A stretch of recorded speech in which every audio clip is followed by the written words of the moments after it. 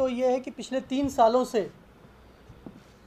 लगातार social activists, NGOs और अब मीडिया के एक हिस्से पर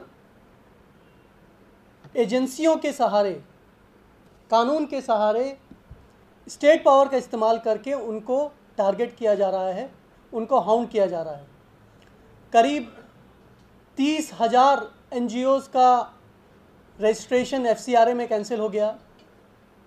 तीस्ता सेतलवाद जो एक बहुत ही प्रखर सोशल एक्टिविस्ट रहीं और गुजरात के दंगों के मामले में उन्होंने बहुत लीगल एक्टिविज़म किया, इंसाफ की लड़ाई लड़ी, उनके खिलाफ सीबीआई में मुकदमा दर्ज हुआ। 2 साल पहले उनके घर पर सीबीआई की रेड हुई और आज भी वो सीबीआई का मुकदमा चल रहा है। मीडिया की स्वतंत्रता पर लगातार हमला होता रहा। कुछ पत्रकार जो इंडिपेंडेंट तरीके से अपनी बात रखते हैं उनको लगातार सोशल मीडिया पर और दूसरे पब्लिक फोरम्स पर बीजेपी समर्थकों ने टारगेट किया, लगातार टारगेट किया। और आज प्रणय राय पर सीबीआई ने रेड करके एक ये मैसेज दिया है सरकार का कि जो इस सरकार का गुणगान नहीं करेगा और जो इस सरकार के एजेंडे में शामिल नहीं होगा उसके खिलाफ सीबीआई का इस्तेमाल होगा, उसके खिलाफ ED, IT, income tax, police का इस्तेमाल होगा।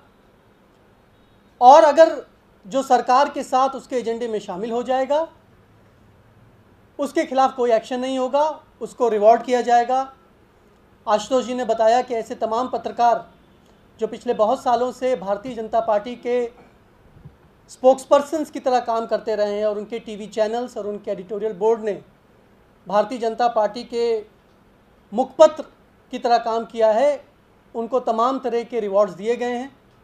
किसी को राज्यसभा दी गई है, किसी के टीवी चैनल्स नए लॉन्च करवा दिए गए हैं, किसी को सरकारी तमाम कंपनियों में उनके डायरेक्टरशिप दी गई है।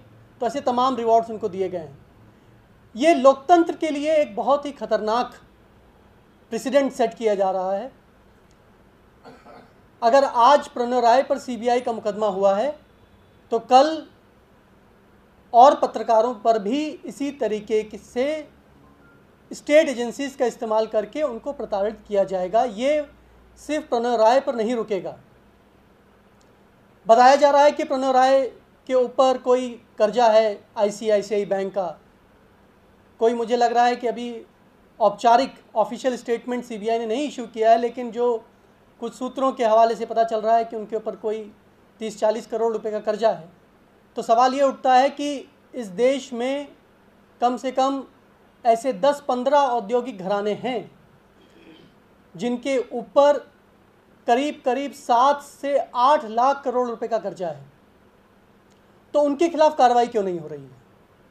सिर्फ अदानी समूह पर 70,000 करोड़ रुपए से ज़्यादा का कर्जा है, उनके खिलाफ कार्रवाई क्यों नहीं हो रही है?